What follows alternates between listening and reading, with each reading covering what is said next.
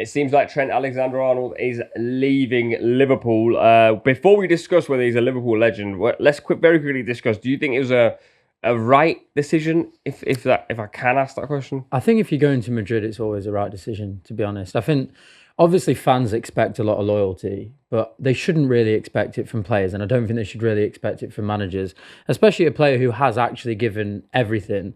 And they talk about the money. The Liverpool fans at the moment are talking about the fact that they're not getting a fee for one of the best players in the world, but that has nothing to do with Trent.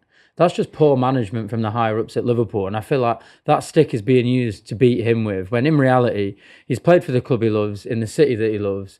He's won everything that there is to win. He's played, over 350 games. And it's Real Madrid. I get it if he's going to a Man United, a Man City and Arsenal. I understand why there would be vitriol, why there would be anger. But you're going to Real Madrid, I feel like you just can't say no, especially not at the moment when they've got such an exciting team, like a new generation of players for Madrid. Yeah, retrospect will tell us whether it was the right decision or not. But I agree with you. It's never a wrong decision initially, but if you would ask Eden Hazard honestly on a live test, was it the right decision to go for Real Madrid? He'll probably tell you no. If you ask Michael Owen, he'll probably tell you no.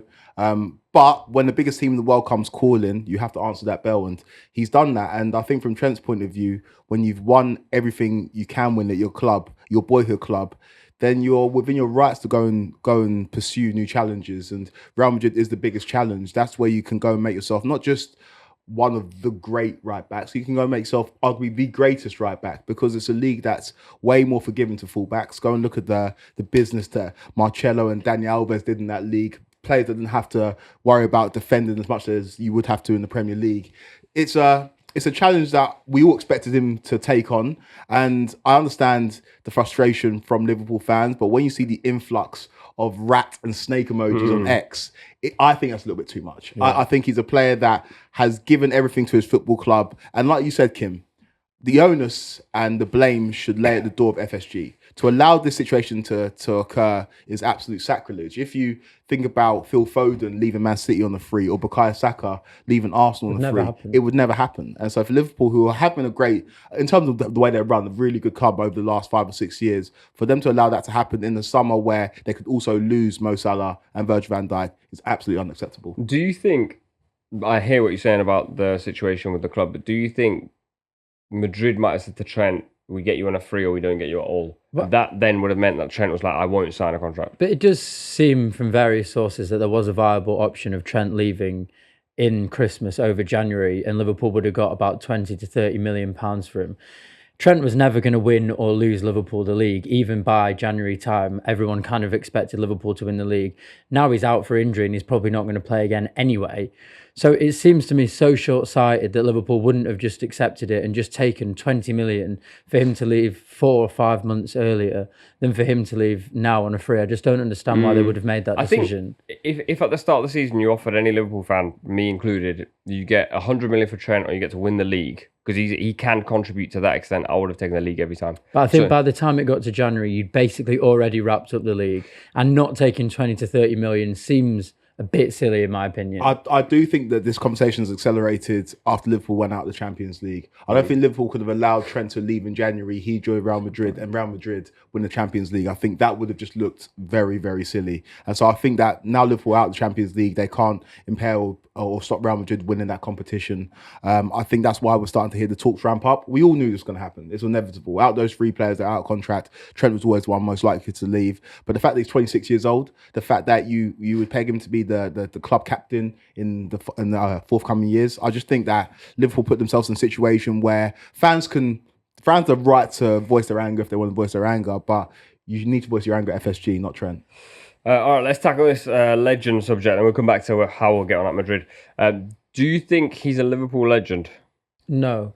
Really? And I don't know why. I think you have to do a little bit more to be a legend. And it's just instinctively, I would say no. When you actually look at the stats and you look at what he's won and the fact that he's a lad from the city, he should be a legend. But I just feel like in the same generation, in the same side that he's been at, you've had Virgil van Dijk and Mohamed Salah and arguably Jordan Henderson, who are all 3 been more important than him. And I just think that word legend is reserved for a very, very few select group of players. And when I think about my Manchester City team, there's only very, very few, like Sergio Aguero, David Silva, Vincent Kompany. and maybe Fernandinho. That's like 4 players over like a 10 to 15 year span. And I just think that the word legend has to be reserved for that very, very, very top echelon of player. And I don't think that he was even the most important player or the second most important player Are you in this judging period. it on importance, or are you judging it on quality? I'm judging it as a holistic thing: importance, quality, personality, what he means to the fans. And that's what would make him closer to a legend than not. I think if he wasn't from Liverpool, I think this wouldn't even be a conversation. I think the fact that he's from the city makes it more of a conversation, but I still don't think that he passes that threshold for me. Like a legend, it's non-tangible. The things that make you a legend is non-tangible. It's feelings over facts. And so fans are the people that dictate if you're a legend or not. And I think if you were to ask Liverpool fans, is Trent a legend? They'll tell you no. But it's because of where he's going and how he's leaving. If Trent, God forbid, got a career-ending injury and stopped playing football today, he would go down as a Liverpool legend. But the fact that he's still probably got 8 years left in his career and he's going to Real Madrid, that means that he won't go down as a legend. Trent's won more significant trophies than Steven Gerrard. Trent's been involved in bigger games than Steven Gerrard, but Steven Gerrard's a Liverpool legend because he stayed at Liverpool when the option was there for him to leave. And I think there's so many things that go into it. It's not just the silverware, it's not just performances, it's about how fans feel about you. Fans in 5 years' time will tell you that they prefer Divock Origi to Trent Alexander-Arnold because that's a feeling. Yeah. It's not a fact. Origi scored some big goals for Liverpool, but he was no more of a contributor to titles than Trent was. Trent got major assists, got big goals, but the fact that he's leaving Liverpool to go to Real Madrid at the age of 26 is the reason why he won't go down as a legend. What I also think about that is I think the 2 clubs involved are very, very specific to that, and that's why I completely agree with you. I think Liverpool and Liverpool fans have a connection with their club, probably more than any other club in England, I would say. And there is that intrinsic connection between the fans, the city, and the club. And Real Madrid, on the other hand, yeah, you go to Madrid, probably the vast majority of the working class people in Madrid support Atletico Madrid. That is the reality of that football club. And they're built off this Galacticos, this whole notion of the Galacticos, this whole money-oriented, getting in the best players, a little bit of a soulless institution. That's what people think of Madrid as. So to go from one extreme to the other, I feel like I can understand why Liverpool fans feel a little bit like he's kind of throwing it back in their face a little bit. I think my opinion on it is that this is a young guy who believes that he wants to be more than a Liverpool legend. I think he wants to be a footballing legend. And in that regard, I can respect him because I think the only place, and I think if he went to Barcelona, I'd be like, why are you doing that? You know, like Madrid for me is the only place where you can go and cement yourself as an all-time legend because of that football club. And it's the only club he will go to where he'll look at the next 10 years and go, like if he plays 7 or 8, I'm going to be in a Champions League final at least 5 or 6 times. Yeah. That is what makes you a legend in football. If he stays at Liverpool, and Steven Gerrard's similar, right? Like everyone talks about Steven Gerrard as a Liverpool legend for sure. Not everyone agrees that he's a footballing legend. And I think that's probably where Trent got stuck on a crossroads and says, I think I want to be more than just Liverpool. Do you think he can actually achieve that? Yeah. Do you think he will? I think that there's a misnomer that Real Madrid win the Champions League every year. They don't. And obviously, from 2014 onwards, it's been pretty prolific. But the whole reason why the search or the run for La Decima was such a big thing is because they didn't win the Champions League for such a long time. I think it was a 12-year gap. And so there's no guarantees in football. But would you say this current crop, if you look at this team, this is probably like a Champions League winning team? For sure. But then when they put together the Galacticos, they won one league title, they win the Champions League, and they had some incredible names. Maybe not players in their primes. Zidane's slightly out of his prime. Beckham, who he was getting his late 20s, early 30s, and so it's a slightly different project. There's no guarantees. We do expect them to win major trophies, but the issue for Real Madrid, I think, is their biggest rivals. Barcelona are, I think, quietly building a dynasty off the back of Lamine Yamal, who's the most talented 17-year-old I've ever seen play football. I think they're coming. And the period where Barcelona dominated football, Real Madrid were nowhere to be seen. And so there's no guarantees of winning trophies in football. He will win league titles, but the Champions League is up for grabs. And before Real Madrid went on that crazy 3P, nobody had even defended the Champions League title. And so let's see what happens. There's no guarantees of it. But for Trent, it's the right thing to do. He's going to link up with his boy Jude. It's going to hit. And where a player that doesn't only think about performances on the pitch, but also manoeuvring off of it in terms of commercial deals. Trent playing for a team sponsored by Adidas, having the Adidas boots. He's a player that's going to thrive in Madrid. And footballing wise, I think it's the best for his career as well. Very quick question then. How does he rank among the Premier League's greatest right backs now that he's leaving? Because more often we go him and Walker and maybe a few others, and now we actually can almost conclusively say he probably doesn't come back to the Premier League, because I don't know if Liverpool fans will accept him back should things go wrong at Madrid. So this is probably the last we'll ever see him play in the Premier League. I think it's really difficult because we've spoken about this a lot, especially when he was in his prime and in his pomp about best right back. I don't think he fulfills what I think of as a right back, because as we've said many You've times, always said that, yeah. I don't think he's a natural right back, which he isn't. At youth level, he played centre mid. People were trying to cram him there for England, and that was only a couple of years ago. And if you're going down as one of the best in your position of all time in the Premier League, it's probably not that good to have a couple of years of your time where people actually actively wanted you to not play that position because your attributes probably didn't suit there. I think he's a wonderfully talented player, and I think he's come up with some unbelievable moments. And we've seen from him playing right back what we haven't seen from a lot of others playing right back. His ability on the ball, his passing, his crossing is absolutely ridiculous. But I just think when there are players out there like your Kyle Walkers, who's won like 6 Premier League titles, played for England however many times, and is a solid, concrete right back in our understanding and notion of right backs. You had the Chelsea, Ivanovic, wasn't it, when he won the league? And that's what I would consider to be like a solid right back. So I think there's not really a position for Trent for him to be the best in the world yet, particularly in the Premier League. So I would put him certainly in the sort of top 5 to 10.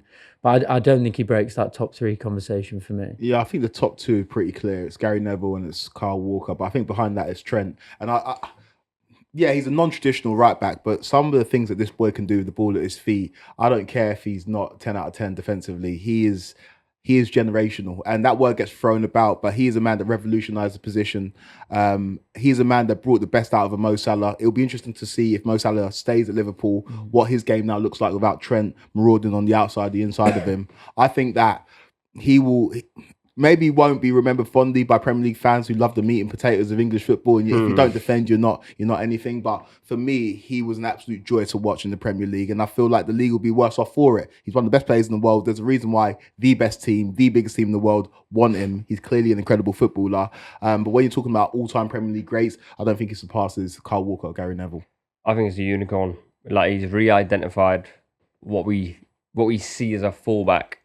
And obviously, like, being a Liverpool fan, I've watched him so closely for so many years. I think he's in the top 2. I think it's Walker and Trent now, because I think what Walker does as like a package is amazing for a right back. But then going forward, he doesn't offer anywhere near what Trent offers. But equally, then is Trent's package stronger than Walker's? Probably not. And then I think Gary Neville can do both, but not to the elite level of Walker defensively, and not to the elite level of Trent, and which is why I like. But he's got 10 Premier League titles. Yeah, but like, I almost judge these guys, and when you talk about like individual players, I almost judge them without the Premier League titles, because I think it's unfair at that point. Because then there's guys like. Well, so I don't want to dig any players up, but there's certain players who have like 3 or 4, and I think they were just in the right team at the right time. But okay, then that changes the conversation. Now this is the yeah, issue I have the with best and the greatest. Yeah, it's are we talking about the GOAT? Or are we talking about the boat? Because if we're talking about the boat, then I put Trent number 1. Trent's the best right back I've ever seen in this country. But greatness denotes achievements and performances, and you have to put them both together when you're talking about greatness. And when you are talking about that, I think resumes are important. Could you and not Gary say... Neville was by no means a bum either. Yeah. I mean, he's still 3rd, but I think if you're saying greatness, you would account individual greatness, right? I think Trent's won the assist, like. The assist, there's not a shoe, I don't know what it's actually, there's not even a word for it, is there? Yeah. But he's been top of that list twice when De Bruyne has been in the same league. And I can see in front of you, he's got 91 assists. Like, as an individual, he's greater than... But the reason that this conversation is difficult is because you're specifying right back. You're not talking about like one of the greatest creators, which he definitely does fit into that category.